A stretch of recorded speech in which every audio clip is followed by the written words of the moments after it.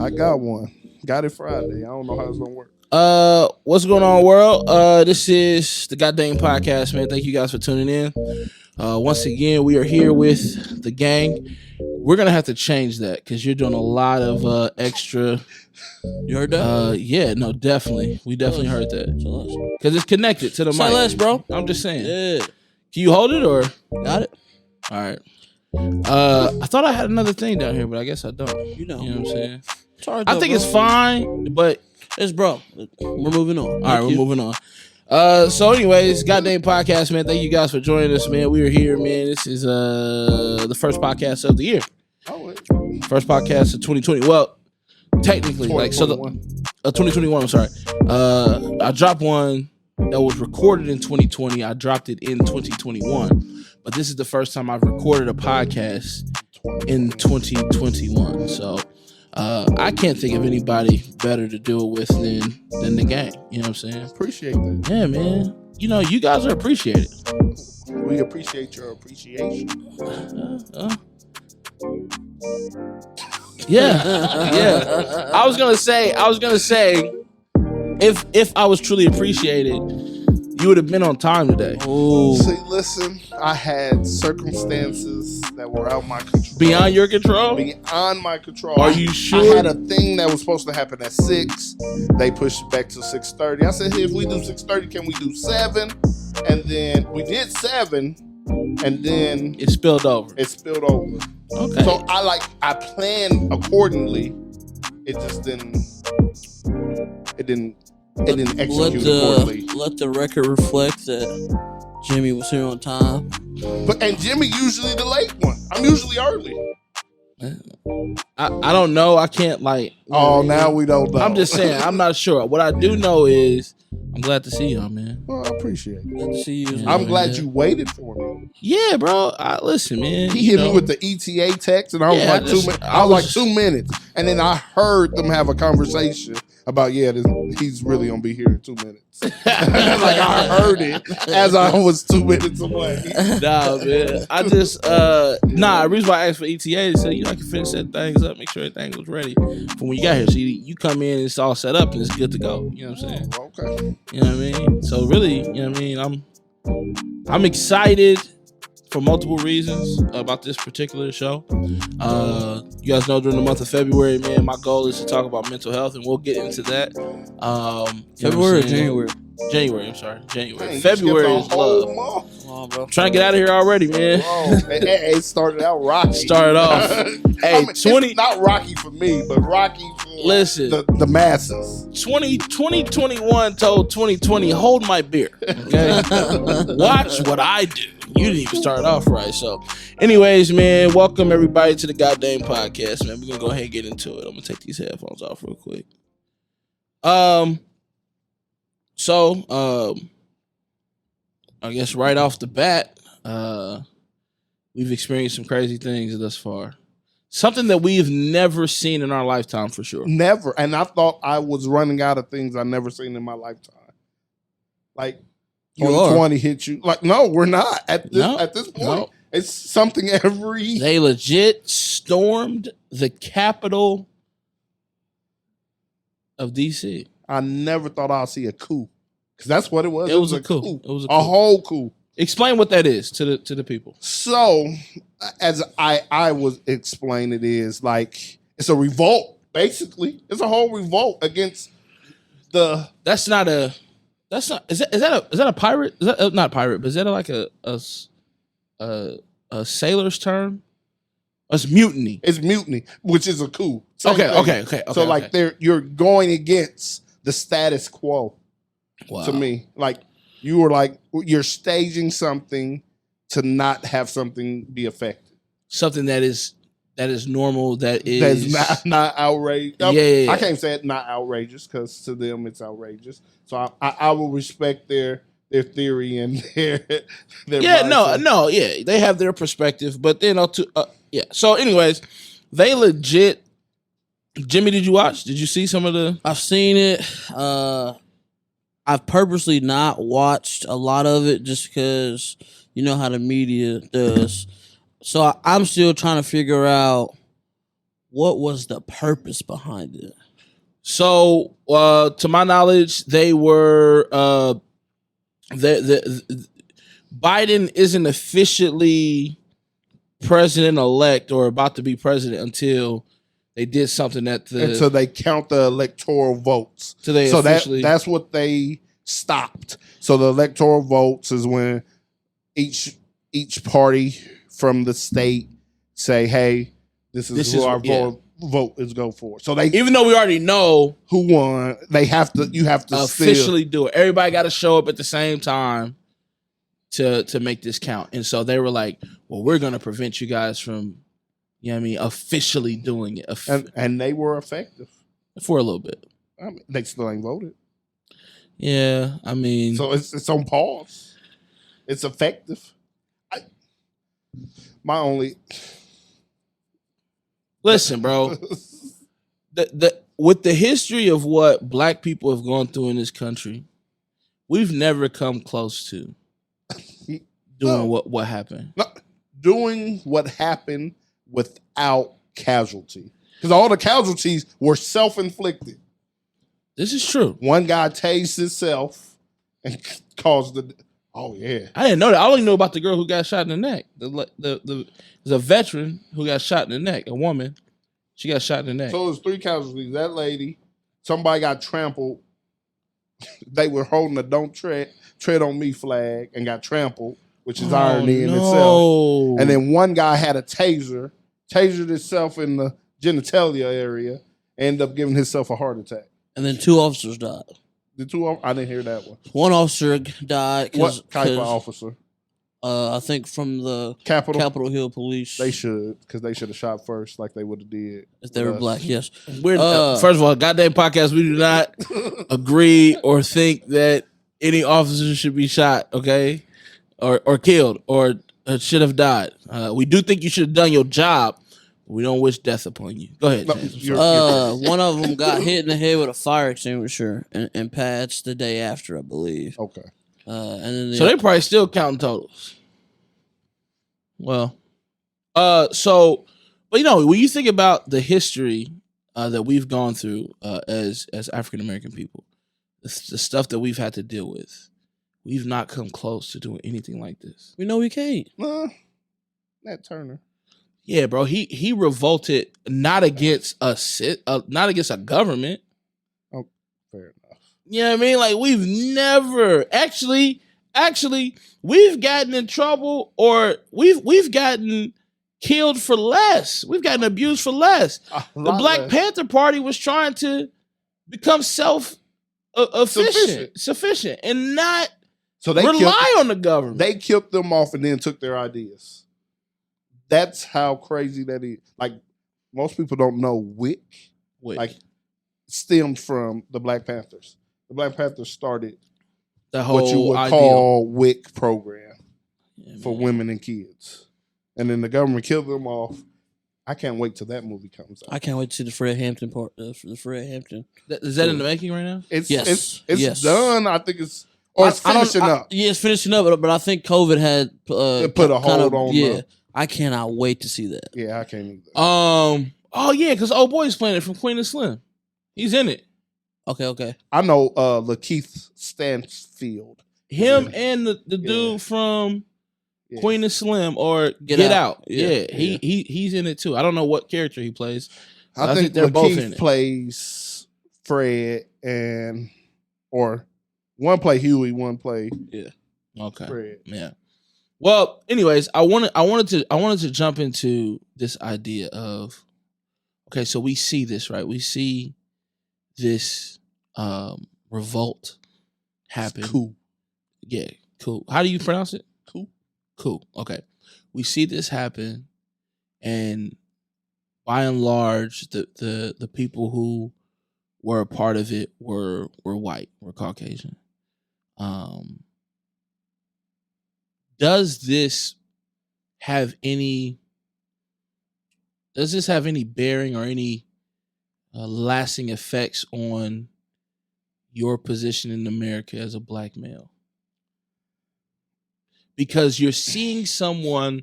I liken it to a situation where, so quick story, it's kind of gonna be kind of long though.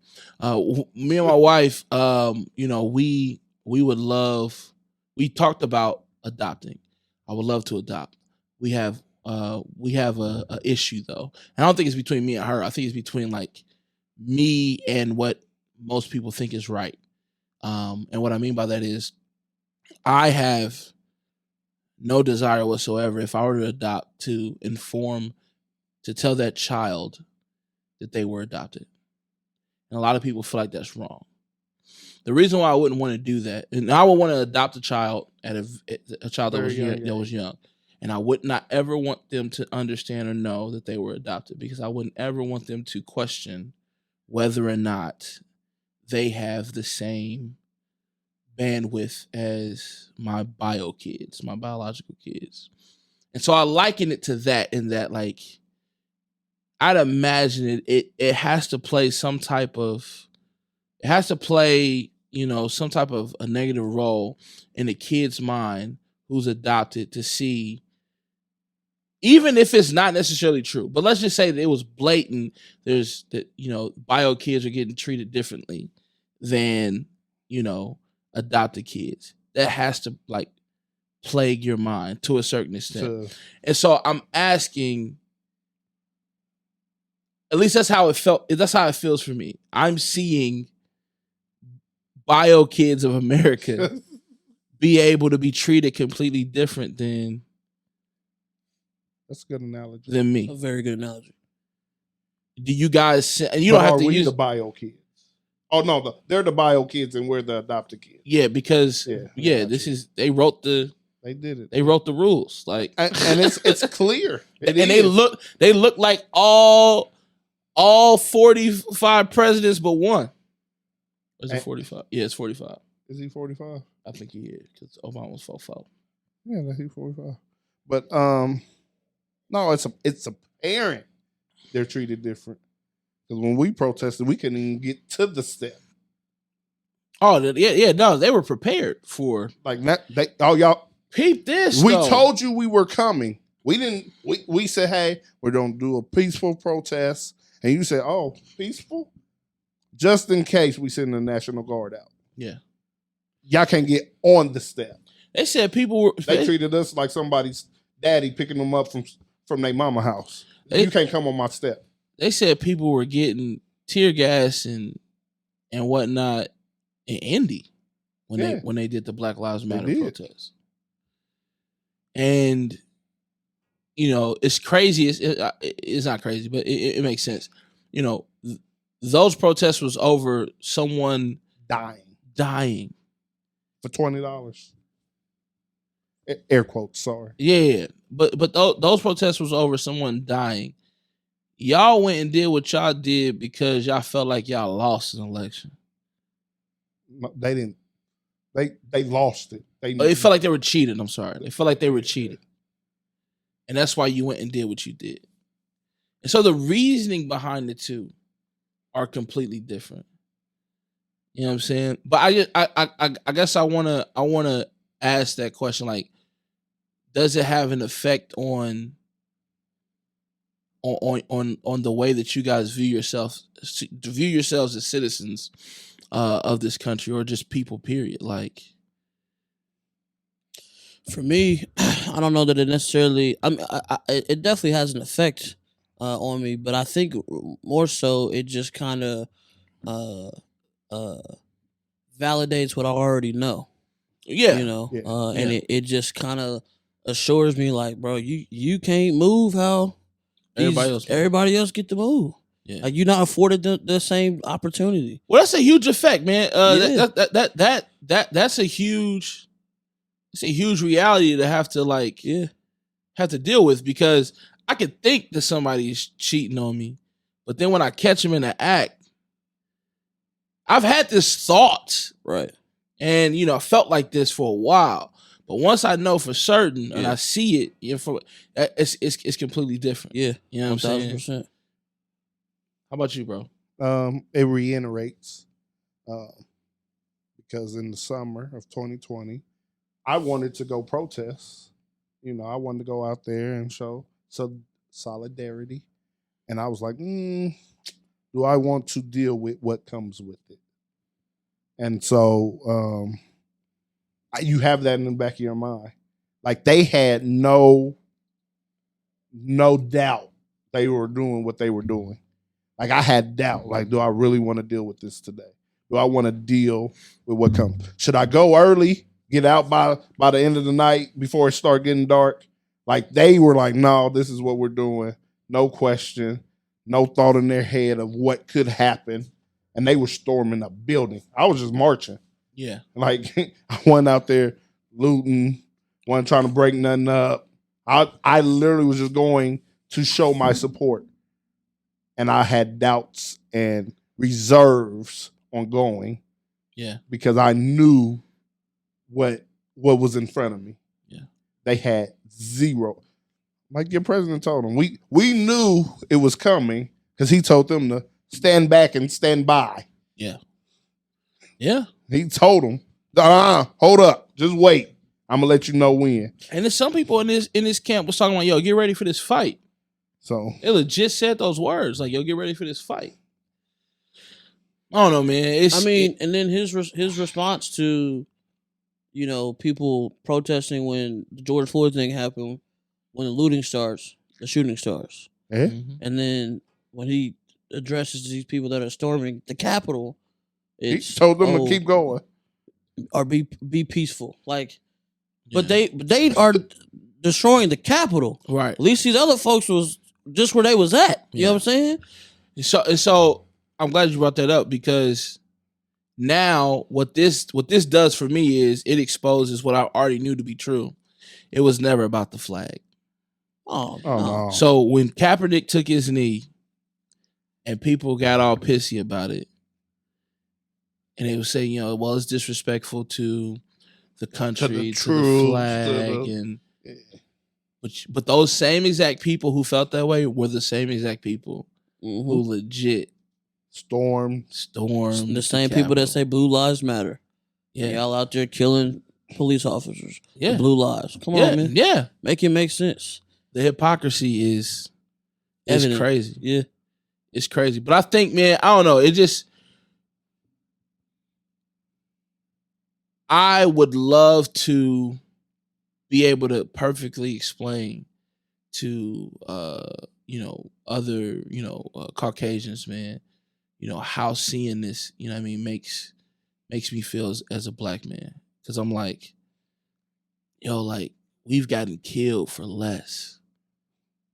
You can't be a kid holding Skittles. You can't be a black kid walking holding Skittles. Can't be in a park playing with a toy gun. Can't be in Walmart buying a gun that Walmart sells. You can't be in your own house sleeping.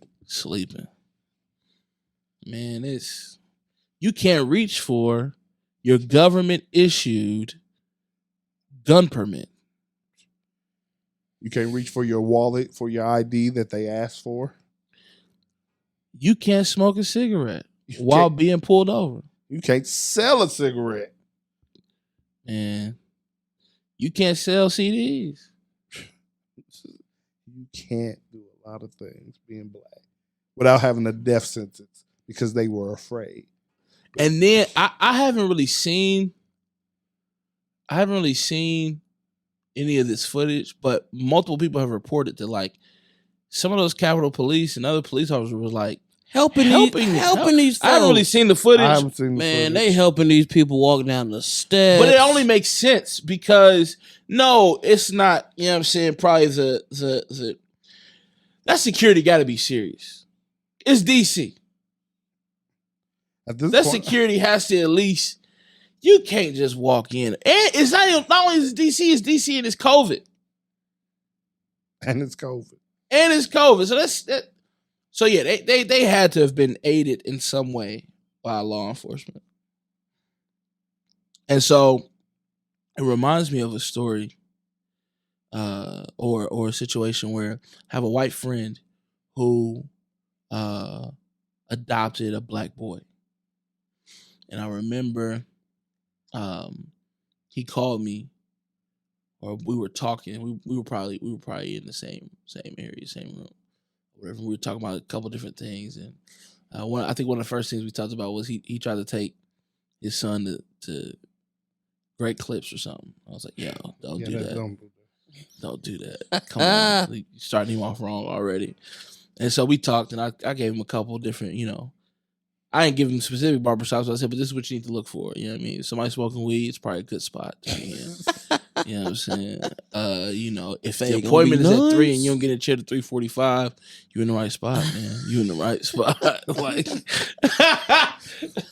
and so, anyways, if they selling grippos, yeah, you are in the right spot. Yeah. If all the kids got nothing but, Cheeto and Taki fingers, right. You know what I'm saying? You're in the right spot. But anyways, I was telling him, these are the things to look for. And then the conversation took a different turn because he was like, Damon, I really got to tell my son differently than my parents told me as it relates to getting pulled over by the cops. I said, you're right. I said, you're right. Because he's not going to experience the same America as a white man. His dad is a white man. Y'all are not going to be living the same life whatsoever. And you have to mentally prepare him for what it is that he's about to experience. But can he mentally prepare him if he never experienced? No, but I appreciate the effort. The thought. I appreciate the effort. You didn't have to ask me. Like, fair. You didn't have to ask me, but you did, and I noticed that, and I appreciate that. I don't know, man. It kind of reminds me of the show Dexter. Like, Dexter's dad wasn't anything like Dexter, but he was able to kind of help Dexter be himself, if that makes sense. That's true, but their relationship is different though. It's different, 100%. but it's the same concept. Yeah. But their relationship, Dexter and his dad's relationship, has some patchy moments because, and although his dad really attempted to understand him, he didn't. He never fully did. You know what I'm saying? Right. You didn't watch Dexter. I watched first 5 seasons. How many seasons? Oh, okay. Oh, so you got the bulk of it. Yeah, I know what Dexter is. You know it's coming out again, right? Is it? Yep. I'm not. I stopped because it got repetitive. It's not true. Okay. I'll say this though. It's not true. I don't want to talk about it right now, but you're definitely like wrong. Okay. You fair. Yeah, I have no desire to entertain that asinine thought. Anyways. We all can agree that the first 3 seasons were the best seasons. I don't know, man. The last one was I didn't make eventful. it to the last one. So. Well, of course. So you can't, because it got dry. It got redundant. But anyway, we're not talking about that. Go ahead. Jimmy, what was your thoughts? Jimmy, what was your thoughts? I'll say this, man. Just witnessing all that is going on, it makes it harder for me. It does 2 things. It makes me numb to it. Like, it makes me numb to these types of situations.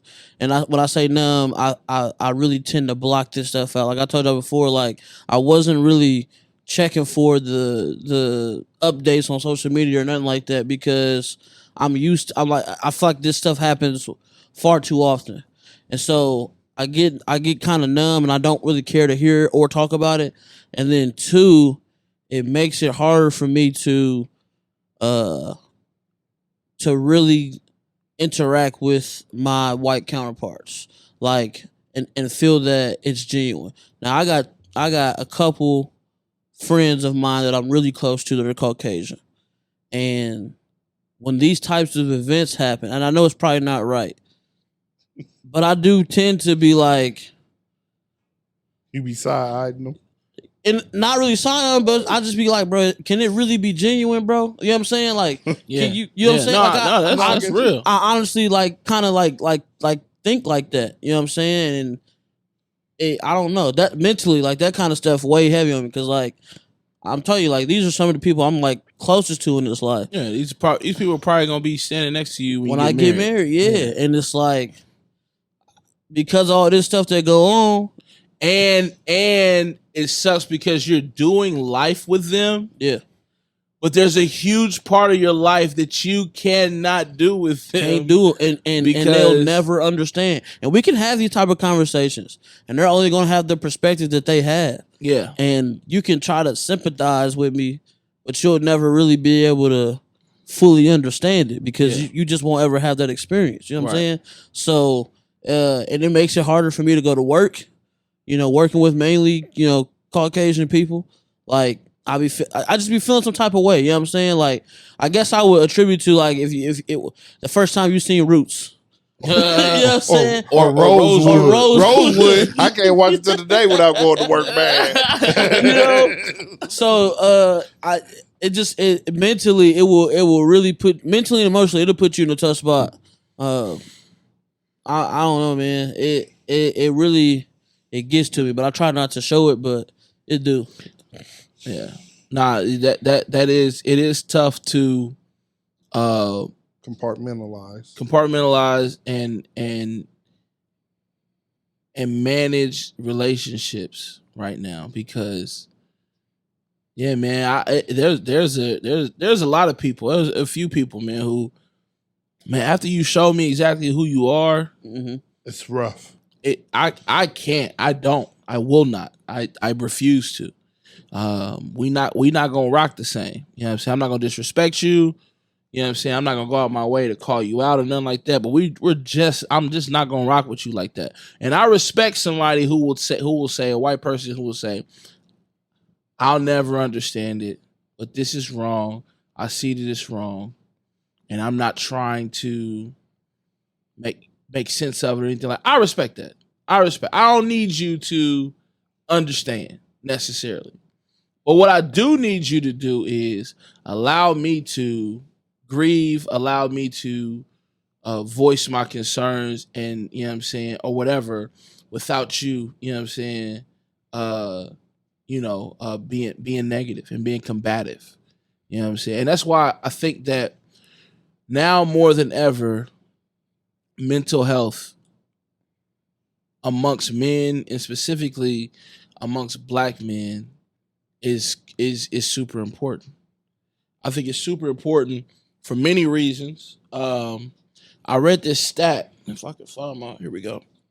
I saved this stat and it was crazy. The stat goes like this. It says, let me find it here. It says, despite the needs, only 1 in 3 black adults who need mental health care receive it. 1 in 3. That's more than what I would have guessed, though. To be honest with you. 33%. I mean, 70% not. Well, here's the other thing. I would also, because I heard this the other day. They said, somebody told me, was it you? I can't remember if it was you or not. Maybe it was you. I can't remember wrong. Might be, if it was you, I will say it was me. Yeah. Okay, yeah, but don't be trying to be. No. Yeah, don't be trying to. People be like, oh yeah, that was me. I did that. Yeah, I said that. Somebody said everyone has mental illness. You just haven't encountered what triggers it yet. We had that conversation, but you told me that, and I was like, So we had that conversation. Oh, okay. But you brought it to me. I can't remember who told me that. So it's just like, we all have, I don't know how to say the word, carcinogens. We all have that. We always eat that in our blood. We all have that. Everyone has it. But everybody don't get cancer. Everybody doesn't get cancer. Something triggers it to become cancerous. And so I don't know. What do you guys think about that comment? That everyone has mental health issues. You just haven't encountered what triggers it to become like active. It's lying dormant. You haven't triggered what causes it to become active. I could agree with that. And I think mental health is different for everybody. I don't think what society has portrayed as mental health is the only form of mental health that's out there. Like, I think, I mean, just dealing with some of the trauma and stuff that you've been through in your life that, especially as black men, we are so closed off. We don't talk about our feelings, our emotions and stuff like that. So we kind of, only play those thoughts to ourselves. I think that creates some mental unhealthiness. And so I think that's a form of it. Like, you don't know how, like, how we did all summer, just sit in the garage and just kind of talk. Like, yeah. That's awesome. Huge. The pod will be happening in the garage when the weather turns. So for say sure. less. Yeah. But no, yes, you're right. That's huge, and we don't do that often. Like, just being able to go out and talk to somebody, or just be able to get something off of your chest, like, that's a huge part of being healthy mentally. Yeah. And we don't typically do that as often as we should. Why don't we do that, Ron? As black men specifically. So I'm a little different. I can't, because my mom is a therapist. Yeah. And she's been a therapist for most of my life. Correct. My dad. We're having her on the podcast next week. That's what she said. She said it. Like, right. you should have talked to her manager agent. Yeah. You were in the group text. I purposefully did that. I could have texted your mom on her own. Listen, but you were in the group text. I got it, but you should have gave me a warning before that, and then I would have told you how to hit her. She gave you 6 dates and 6 times. It was a lot. It was. I was like, I'll talk to her later. Okay, so why is it hard for us? So I can't speak why it's hard for everybody, because I'm a big teddy bear. So I talk about it because I had a mom as a therapist. Yeah. And then. And even then, if you go a little deeper, my parents are still married, been married 30 years. So I had a dad that's also in the house. So like they got 30 years? 30 years. I might have to have them on for my And my dad retired, so he got nothing but time. Okay, cool. So he got nothing but time. All right. So I have a different outlook, because when I was a kid, my mom worked with kids. So she always taught me how to express myself healthy. But even that said, as a grown adult, I go to therapy currently and work things out with my therapist. So what I would say, what I think the problem is the stigma. It's a stigma in the black community altogether. Yes. And then as black men, a lot of us are not fortunate to have good models for healthy dialogue. Yeah. Either absentee, or like I have issues, my dad being there, but as a kid, he wasn't as social with me as we are today. Or relational. Yeah. Would that be a better word? I'll give you that. My dad was always there. I called him. He was there. Yeah. But my dad still sucked at advice. I can't go to him now and be like, hey, Dad, this is what's going on. And he'd be like, But he gives advice when it's good for him, not when I go seek it. What do you guys think? How much of as black men our inability to or unwillingness to subscribe to mental health and be active with our mental health, how much do you think is residuals from slavery? It's a lot. Oh, it's a lot. And that's all to answer. This even answers the question you asked him. It all stems from how we were brought up. Especially as black men. If you were to do something, you hurt yourself or you get in trouble, you can't cry. They tell you, don't cry. You ain't supposed to cry. You a boy, you ain't supposed to cry. And they tell you that. Yeah. And so you begin to train yourself to... Or you're trained. Or you are trained. You're trained. Yeah. You're trained to not show emotion. Yeah. And so you internalize all of that. And that even happened way back in slavery. If you were feeling some type of way about any little situation, you couldn't show it, because then they would know how to further break you, how to further get to you. You know what I'm saying? Yeah. So it all is intertwined. It's generational. Oh yeah. I read a status, Facebook, Instagram. It was a meme, something. How it said how you teach your son not to cry, but then you beg your boyfriend to be more open with you. You teach your son not to play with dolls, but you buy Michael Kors, or no, it was you teach your son not to play with dolls, but want him to learn how to appreciate women. Yeah. You teach your son not to. You don't buy your son cooking sets or sewing machines, but you buy Michael Kors and Tom Ford and all those things. Yeah. And those things are true. Like, we try to make our sons tougher. Yeah. Or for other stigmas. And then we ask of the opposite in men. Yeah. You know what I mean? Later on in life. Yeah. And maybe that was probably from a female perspective. It was a female perspective. Yeah. I believe it was It a makes female sense, though. But I was like, that, like, again, it makes sense. So I brought this up on the last podcast, and I didn't really get a chance to go like deep into it. But if you peep out the Willie Lynch letters, and Willie Lynch, for those of you guys who don't know, was, some scholars believe he didn't exist. Some scholars believe he did exist. Regardless, is if this person actually existed, the methods were definitely real, used, and they were definitely used.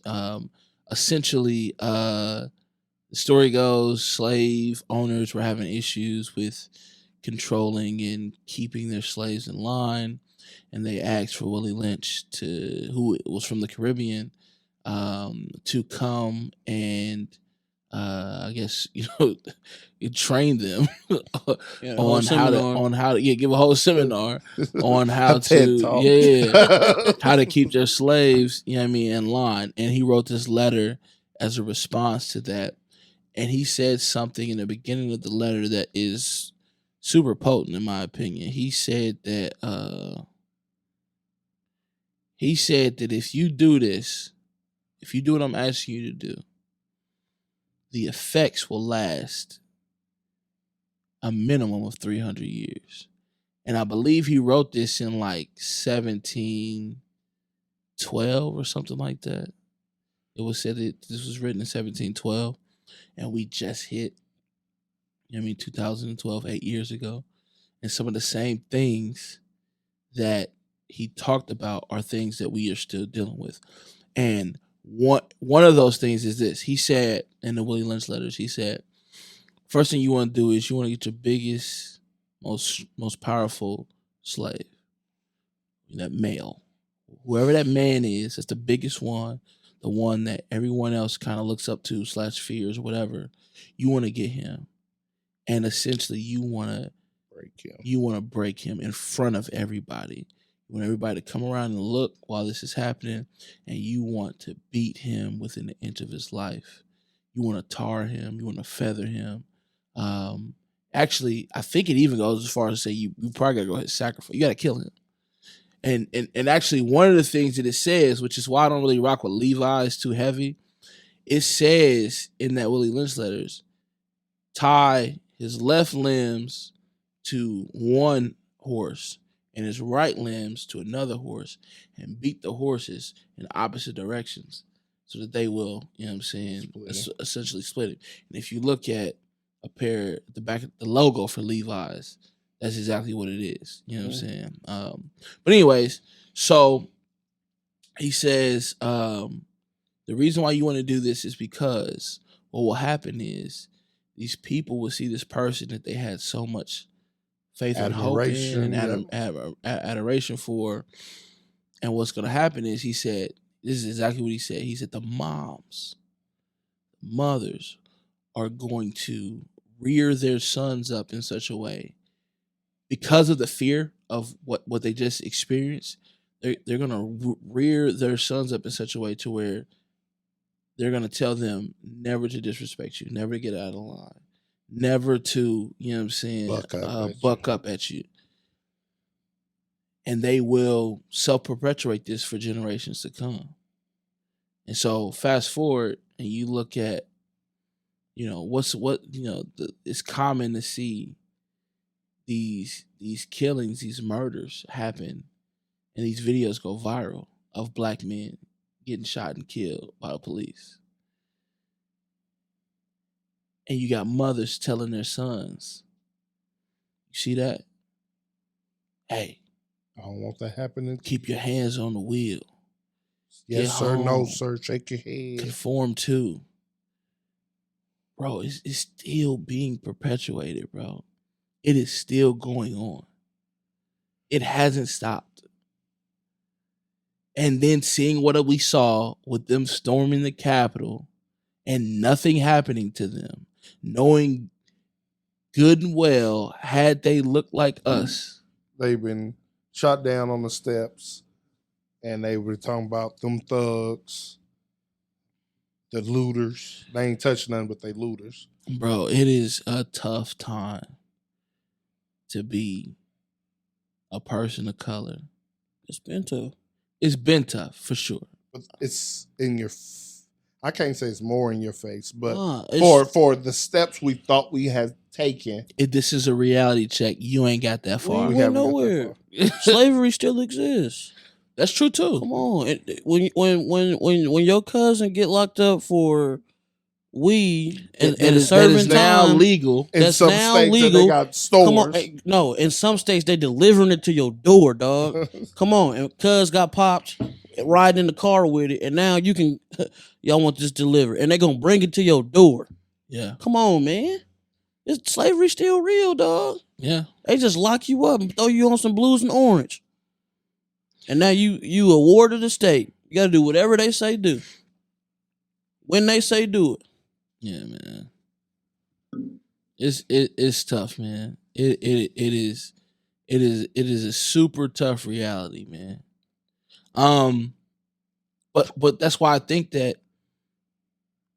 this rebranding, and I think we're in a different place than we were 20, 30 years ago, but this rebranding of mental health is important.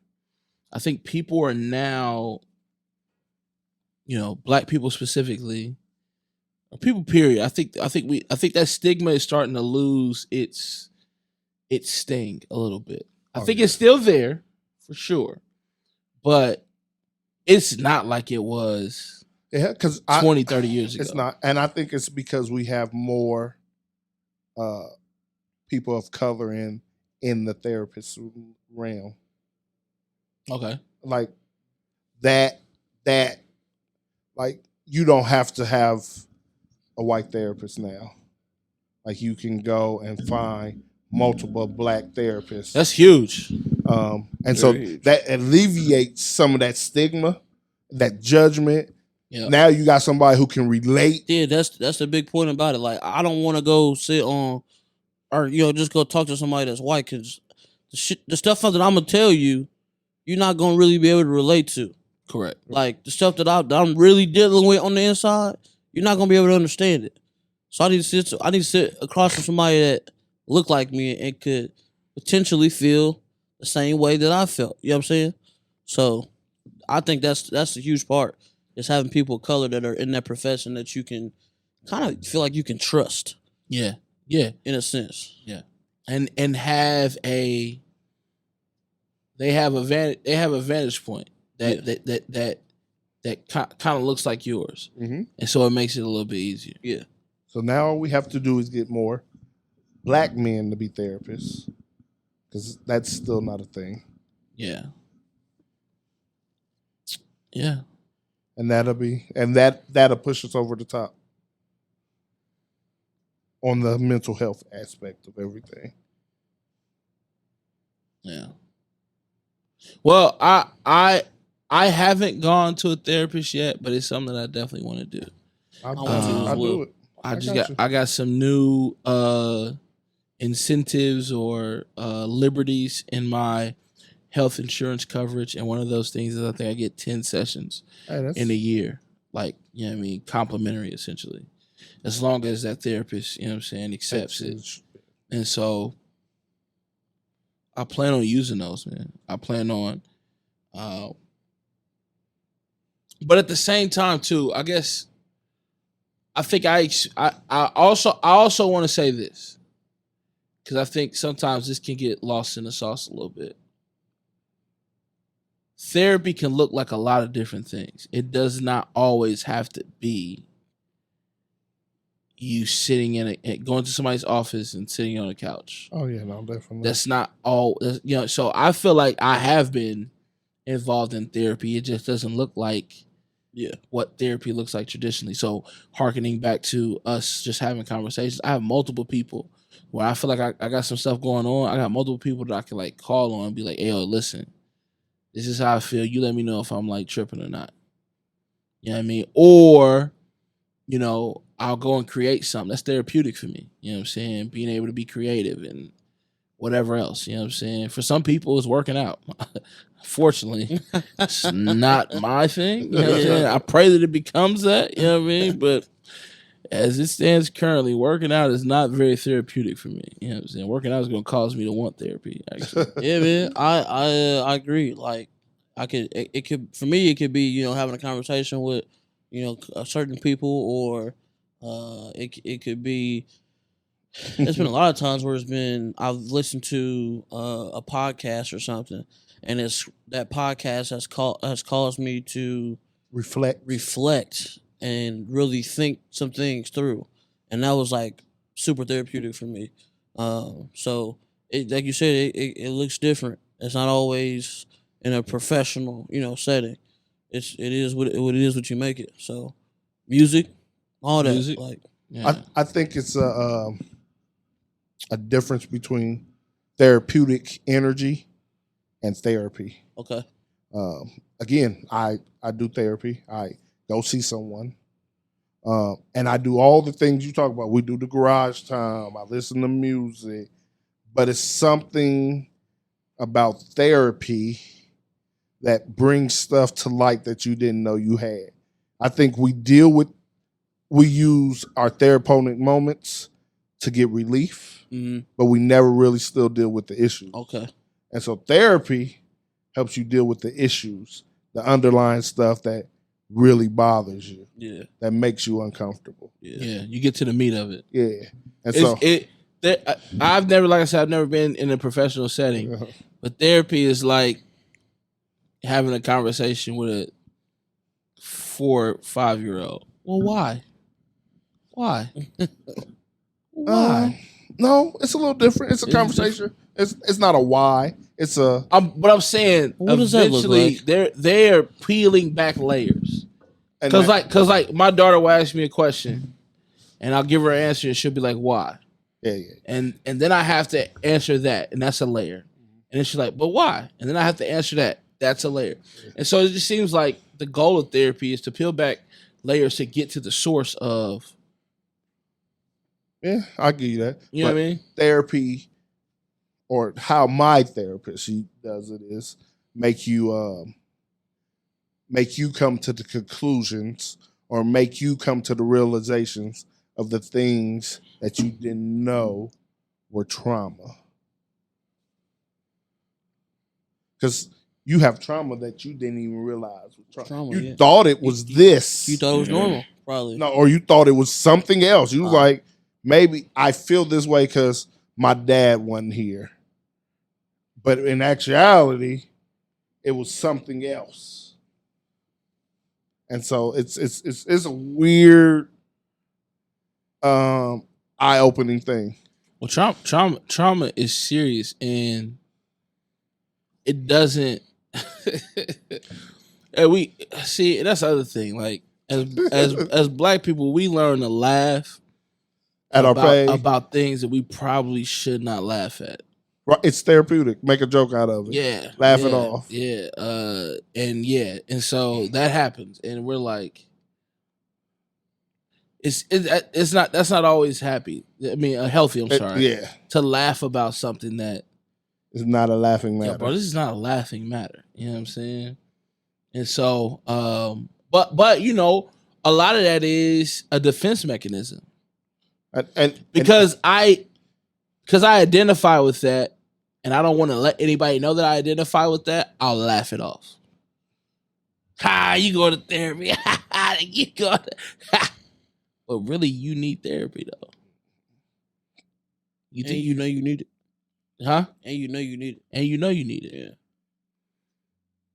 Oh man, you tripping because because you. Oh, you crazy. Nah, you need a check. Yeah. And so, yeah, we've learned to laugh at things we probably shouldn't laugh at, man. But all of it is set up, though. Here's the crazy part. All of it is set up as a mechanism for survival. But we are unique in this country in that, you know, we've had to come. We are some of the only people that have had to create some of these devices in order to feel like we need to, survive. Laughing at our pain or whatever else, man. And it all goes back to slavery, man. It does. I think the other thing that this week kind of brought out too, though, obviously we live in two different Americas.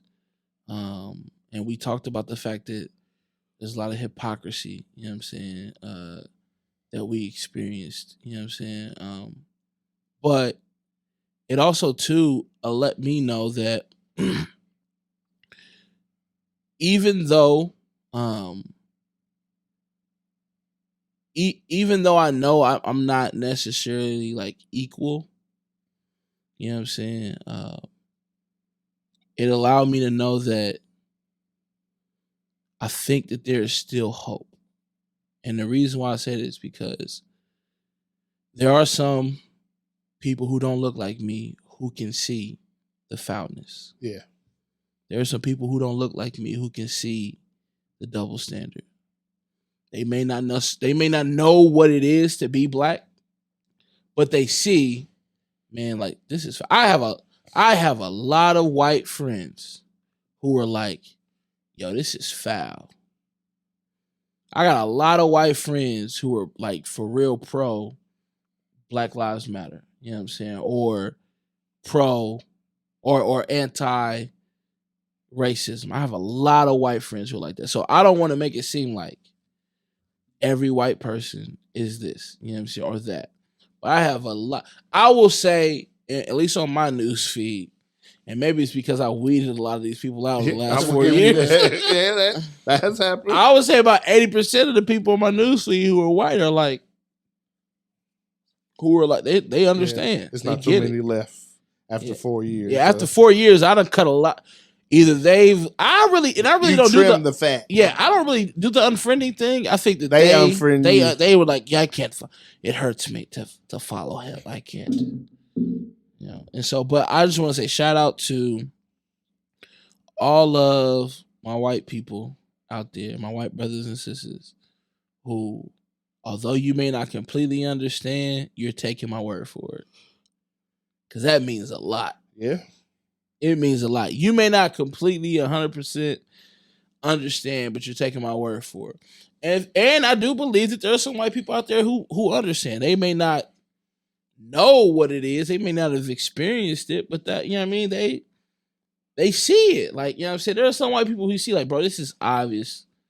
And I will say the biggest thing that you could do is use the privilege that you have to combat the injustices you see. Because your aunt, your uncle, your cousin, it'll be more effective them hearing it from you than hearing it from me. We can say the exact same thing, but if they hear it from you, it's going to be a tad bit more effective. Facts. And, for those of you guys who don't know, my wife is white. And I have, Caucasian family members who I differ with on a few things. And it's never become hostile or anything like that. Like I've been black my whole life, so I know how to maneuver. I know how to maneuver very, very well. You know what I'm saying? And I had a run-in with a few. I had a couple run-ins, man. And like I said, I know how to maneuver. I'm not gonna make no scene. You know what I'm saying? But understand, I took note, and there's some who've evolved, and there's some who've stayed the same. Stuck. Yeah. So I just want to say major shout out to all of my Caucasian brothers and sisters who, who understand, you know what I mean, what it is that we go through, or who are trying to understand it, or who at least take our words for it. I appreciate you. Do you think segregation would be? Why you laughing, man? Because Dame he knows my opinion about segregation. I forgot. So do you guys believe that segregation would be better or worse for the mental aspect of like what we deal with? I'll say this.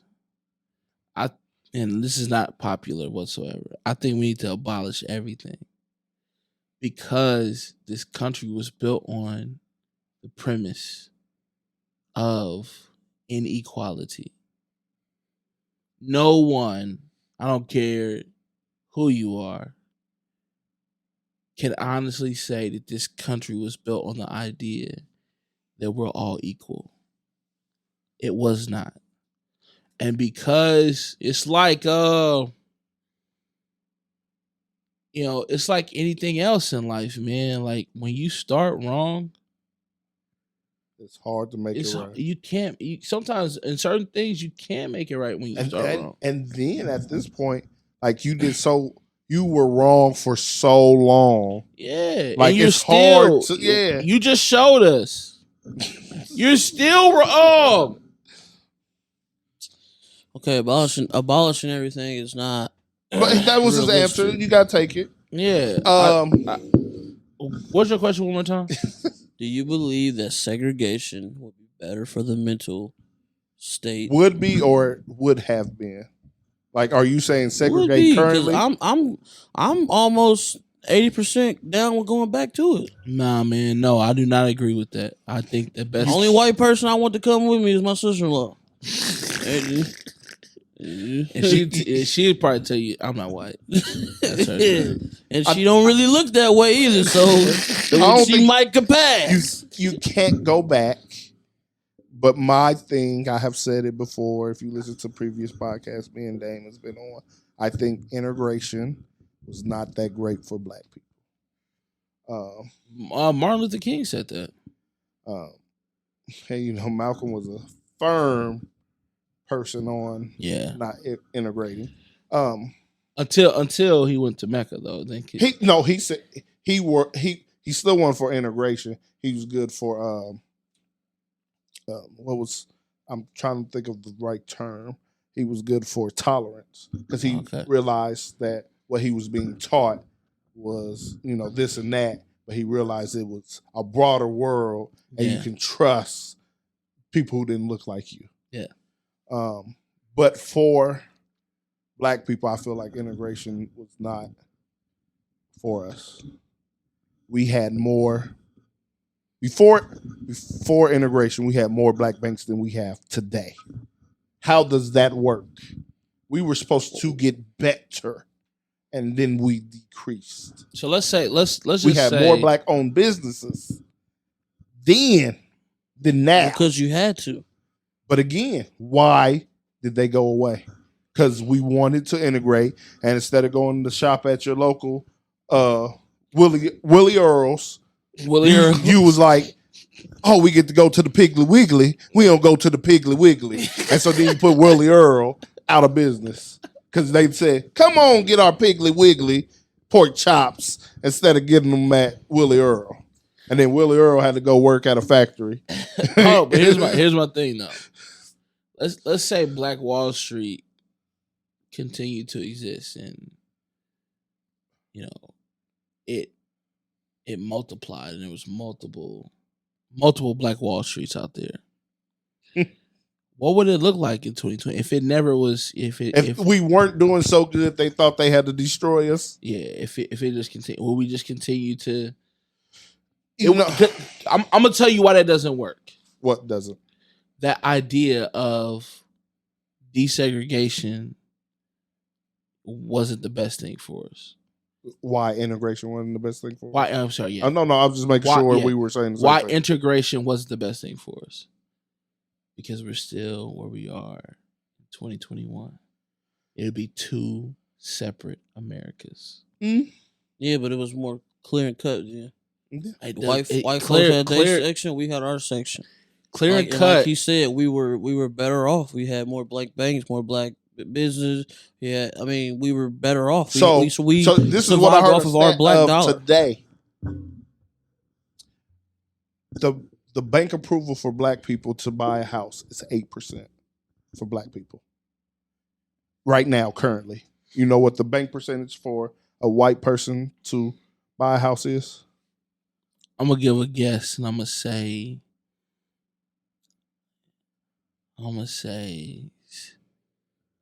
57. It's not that high.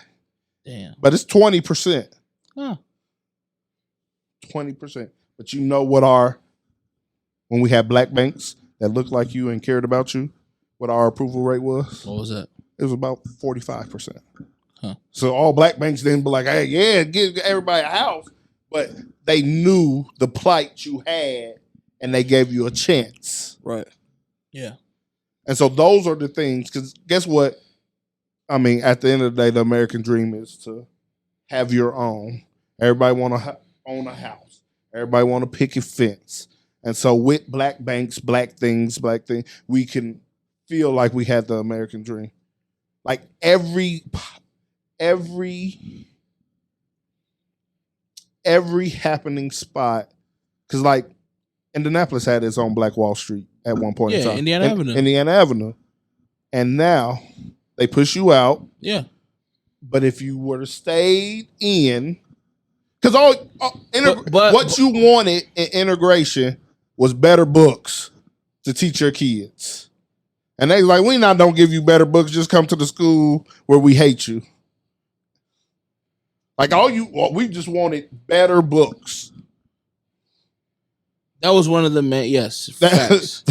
We wanted better books. But you know, also, so then you got to go to school with security where they spit on you.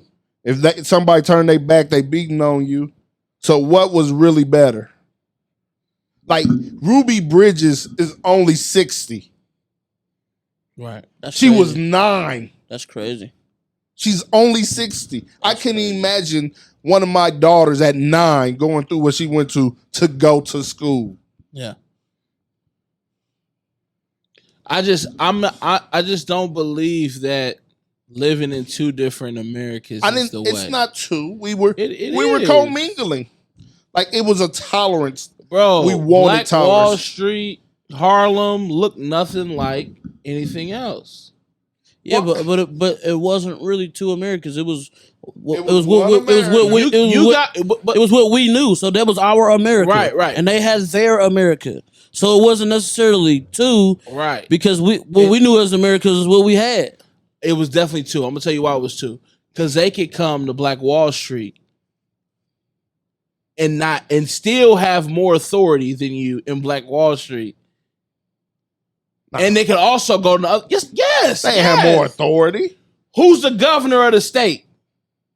He was white. Who's the mayor of the city? What? They got more authority than you. Stop it. Yes, it's sad. You know what y'all wanted? No. You want to know what y'all wanted? That's their fault though. I know. They couldn't vote then. So he right. They couldn't vote. Right. He couldn't vote. So what y'all wanted was the Truman Show. No. You wanted the Truman Show. And I'm saying, here's the difference. The difference is I'm saying, let's go back. We need to start from scratch. We need to start from scratch. Everything that we built was built off of this idea of segregation. And what you guys are proposing is still segregation. I don't think it was built off of segregation. It was built off of self-preservation. And so self-preservation by way of segregation. No. Because guess what? If Billy Bob came into the store, we were selling the Billy Bob. Because guess what? Because there's a group of Caucasians who have the same social economic status that we have. And we didn't veer from them. They came in and they could buy from us too. But what you're ignoring in that thought is that, and it still rings true today based off of what you started this whole conversation off with. skin color is currency. It is. So even though we were willing to sell to Billy Bob, and we on paper shared the same economic plight, Billy Bob thought he was better than us. Billy Bob, whether he thought it or not, based off of what you just said about the approval rates for homes and whatever, he was better than us. He was in a better position. Based off of these people storming, because a lot of the people who went, a lot of people who went and stormed DC, it wasn't millionaires and super successful white folk. It was middle America or lower than middle America. Middle class or lower than middle class people who found a way. They believed in. That's why I say Trump. That's a religion. That's a cult. That's bigger than government. These people literally were willing to wage war on this man's behalf, and someone actually died in his honor. And these are poor white folk. But guess what? Somebody they don't get you. One of them know like I ain't poor. They don't post their tax return. That's on perfectly fine. These are poor white folk, and they might look at me like, well, you're a poor black dude, but guess what? I got I got not social currency, but I got currency in my skin that you don't have. That's real, bro. I get so you. I don't want to live in America where your skin color gets you somewhere to my skin, even if we are separate and we're booming over here. I'll take booming and separate. I would, but I'm not saying going back to that because there's no going back to that. So now we're here, we're integrated. I just hate the fact that we always feel like we gotta assimilate. Yeah, like come on, bro. Like, why do we feel the need to be equal to them? Like, bump that, bro. Like, I don't understand. Like, what was like? We should have did that a long time ago. They were never the standard. If you look at anything that happens today, they are not the standard. It don't rock if we don't come on. Like this. It don't rock if we say it don't rock. Come on, we set the standard for everything. This is very true. If anything go viral, who put the stamp on it? It's very true. If anything is hot or trendy, who put the stamp on it? It's very true. Come on, man. It's like we don't realize how dope we are, and we want to sit here and. No, we realize how dope we are. Well, if we realize that, we'd be booming and separated. No, because then what the difference is, we don't get taught the same things. Our education is not the same. So it goes back to a couple weeks ago, we had Ronnie Morrell on the show. He came from a family who had businesses, and he grew up in an entrepreneurial household. To whereas me and you, we grew up in a family, in a household. We know the work. So you got a job early. You have multiple jobs in high school. I got a job early. I got multiple jobs right now. You know what I'm saying? We know how to hustle and whatever. His perspective is completely different. Yeah. So yes, I agree that yes, we're taught. Again, if we didn't didn't integrate, we would have more businesses and we would be taught to be entrepreneurs. But what you guys are missing is if we didn't integrate, we would still be considered less than. No, by them. Yeah, to them. To them. But what I'm saying is, why is what they think, like, why do that matter so much? Yeah. That's my whole purpose of it. Like, that's my whole point. That don't make sense. That should like never. If this is what I think, and this is probably gonna get me all type of stuff. But I think if we didn't integrate, we will have just as many millionaires, billionaires as they do. Because as they rise, we would have rose. And it would have been a neck and neck thing.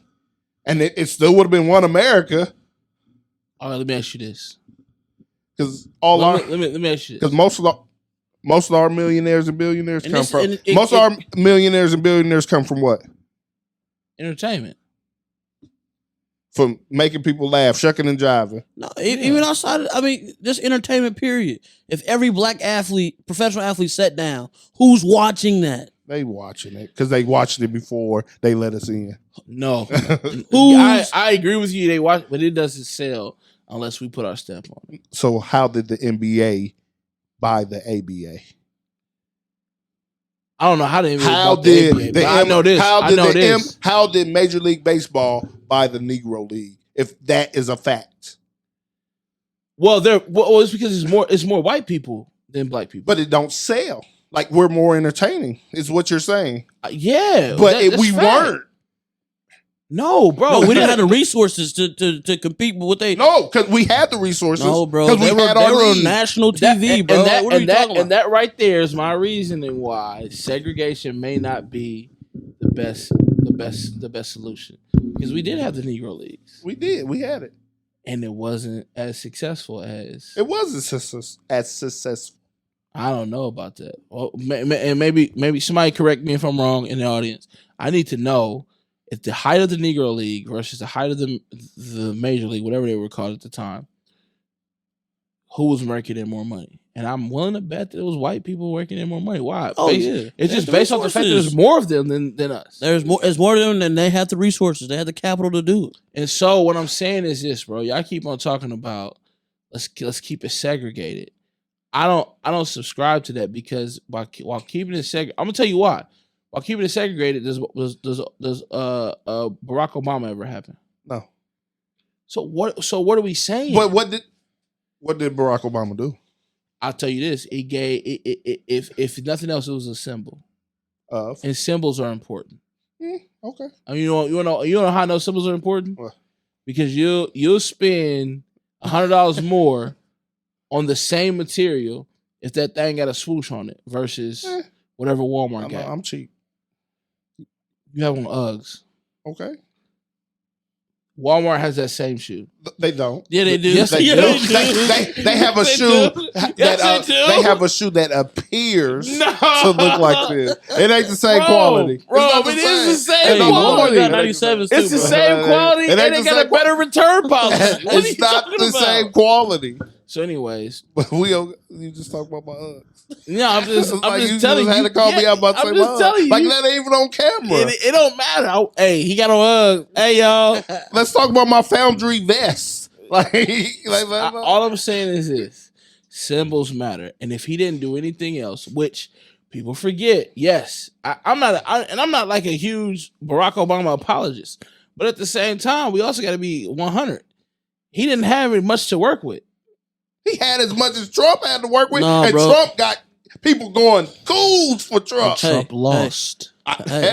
Obama won twice. Hey, they was not going to let. That means a lot. They was not about to let Obama get all that stuff off. He wasn't, bro. They was not going to let that happen, dog. Bro, the whole House and whatnot was Republican anyway. You know what?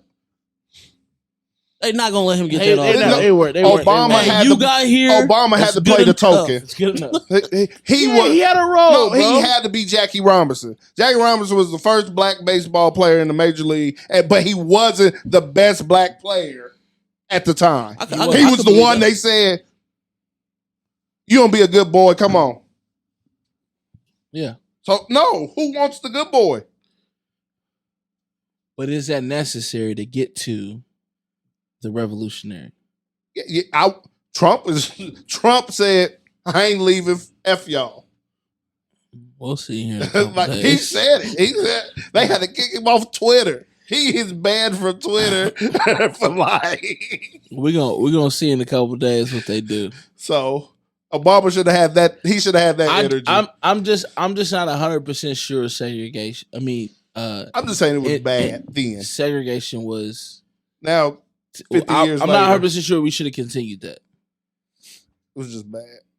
Yeah, nah. I won't say that, because you got Black Wall Street, you got Harlem, but who's running the state? But that's because we couldn't vote. Okay, why couldn't we vote? Because we got our thing going on. No, because they didn't let us. That was before. What about the whole argument of if you want to make change, you got to have a seat at the table? Right. And we were segregation is not a seat at the table. No, but no. So the wealth we would have accumulated, because Black Wall Street happened in the 20s. We invoked to the 60s. So that was 40 years of wealth we could have accumulated to get a seat at a table. You're talking about one city. No, all of them. You had the Harlem Renaissance. You had Harlem, and you had Black Wall Street. You had Atlanta, Chicago. Atlanta had not then. Not Atlanta. Atlanta is new. That's a new thing. Atlanta, no. back then. Atlanta had a nice little. Yeah, Not then. they did. No. All right. Oh, I'm gonna look it up. I'm gonna see. Look it up. Atlanta was. Atlanta ain't what Atlanta. I'm gonna do my Googles wrong. Do your Googles. Not then. Atlanta is the new. I'm telling you, it's a new thing. Because back then it was the migration. Black people was getting out the South. I'm telling you. Hey, look it up. I'm gonna do my Googles. All I'm saying is this, man. I agree with you that, you know what I mean, we need to make our mark. Well, I don't believe that the best way to have done that is by staying separated. I just said it was bad for black people. Maybe it was implemented the wrong way, which still makes it bad for black people. If it was implemented wrong, it's bad. Yeah, but the idea itself is not bad. I don't know. I don't like inclusion or assimilation. And that goes. What's the purpose of integration? What was the purpose? To feel equal. We just started this podcast off talking about the fact that we live in two different Americas. Yeah, and it seems like you guys are wanting to continue to perpetuate. That's not what I said. I said now we have to. Now you have to. Do you have to operate differently than your white counterparts? Yeah. Yes. So what would be the difference? Like, what? They're not gonna give the you. Difference you don't have the luxury. I'll tell you the difference. You want to know the difference? The difference is when I was at when we were in Black Wall Street, I could walk on the sidewalk and be confident and walk on the sidewalk. Versus when I went downtown in Oklahoma City, I went downtown. I had to step to the side when a white man walked next to me. I don't have to do that today because of integration. Right. They just cross the street when they see you. That's okay. But you know what? Yeah, I don't have to bow. But I don't have to bow. Yeah, but when you get pulled over, it's a completely different experience. Yeah. So come on, bro. So what is what I say. Like, but you don't have that confidence all the way around. No, it's right. And you're not ever going to have it. So what do we? I disagree with that because I believe we've made progress. We just said that what has happened at the Capitol has showed us that we have not come. We're not as far as we thought that we've come. We're not as far as we thought we've come. But I have a white wife upstairs laying in my bed that I'm about to lay next to. Yeah, that can happen. Corrected some progress. But this is what I would say. We tried you it. A daggone fool if you think black men and white women wasn't sleeping together back in them days. But I would be wives. Listen, bro. Listen, hold on, wait. I know what y'all saying. You can a white cop. My wife is a nurse. A white cop used to make sure when she worked third shift, he used to make sure that she got to her car safely at night when she worked late at night. That same white cop has come up. He works in this area. He's come over here. I've prayed for him. I've given, you know what I'm saying? When he sits out in front of my house as a speed trap, we wave and all the other type of stuff. That's not happening in the 20s, in the 30s. It was rare, just like it is as rare now. It's rare now. But I'm just saying, like, we hung out with a white cop last night. Did we? Ain't old girl dating a cop. Oh yeah. All right. This is what I'm saying. This is how. So there's progress. I'll get you. We're not. My whole point is we're not as far as we think we are. Yeah, but Monday we're not equal. I'm not saying that we are equal. That is evident. But I am not where my grandfather was at this age. What I would say is Monday morning quarterbacking. We tried it this way. I'm saying it could be a completely different outcome the other way. And I don't think it'll be bad. Now, I do agree, and we were way past, this has been my longest episode, but I do agree that in certain instances, segregation could work. I've always envisioned a male, listen, in certain instances, all boys, like black male school where there's black males. We have those now. Teaching. I'm just saying. I'm saying that is an example of quote unquote segregation where I believe it's positive reinforcement, but it's only positive reinforcement because because of the inequality that we face. It's not because segregation is good. It's because inequality is still existing. You know what? You know what we should have with this, because we're younger guys. We never faced any. So my dad told me he didn't have any white teachers till he almost went to college. That's rare. It's a different time. He was born in the 60s, grew up in the 70s. He grew up in a predominantly black town. Like we need those guys on and hear their concept of what it was, because they were born when integration was like, still fresh and new. Your dad gonna come on my podcast? I don't know. That's a hard sell, but he might. We get him. All right. We might have to go over there. We might have to set up shop over there. He don't leave the house that much. He gonna let me have my wine? Oh yeah. All right. He got a little bar. We're mobile. We can all the lights, everything. We're mobile. We're good. Because my dad has retired. One of my godfathers, he was retired fire chief of Indianapolis. Like, I want to hear their input on growing up when they grew up and how they made it in their field. Well, we need to make that happen. Marshal of a major city.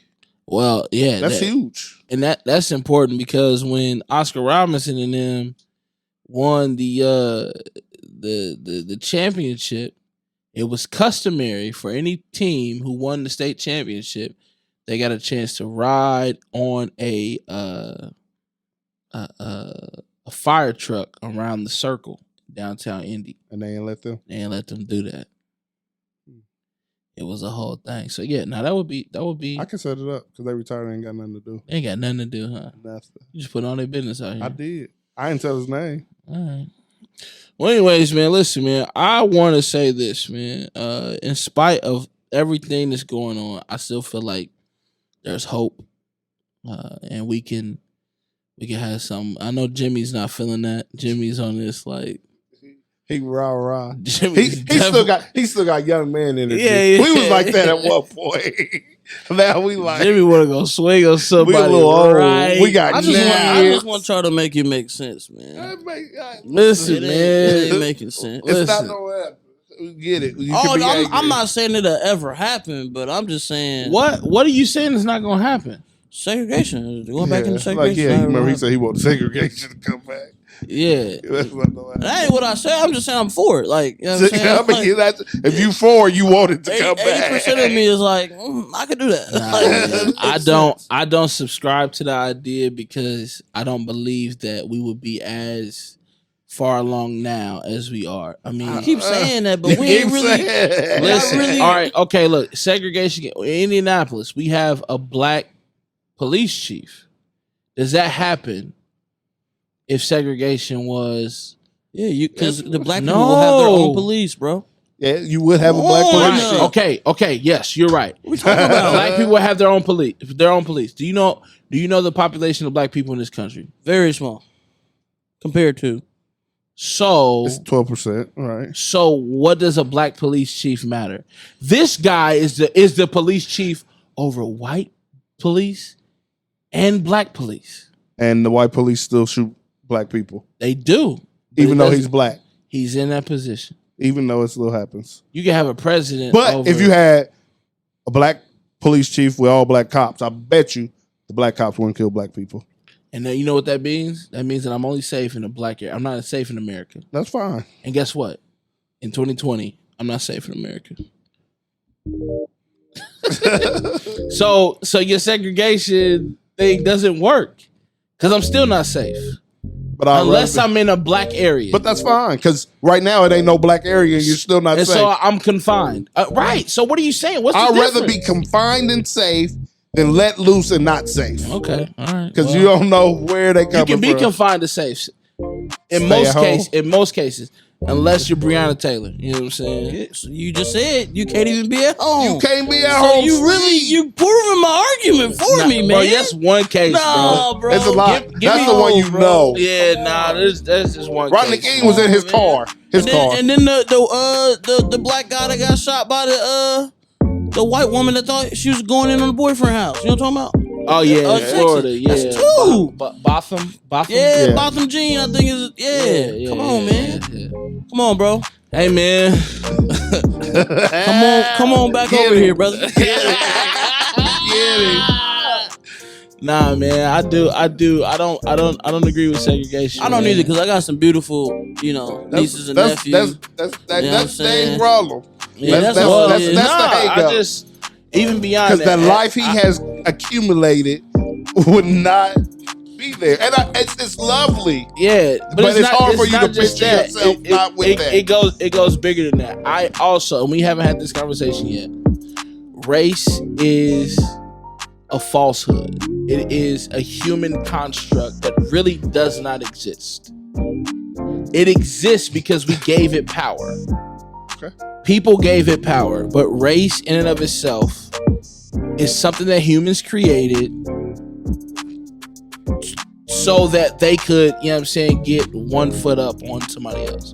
But it's not real. I agree. And so that's the other argument that I'm not going to have today, because I've already started the music and we're about to...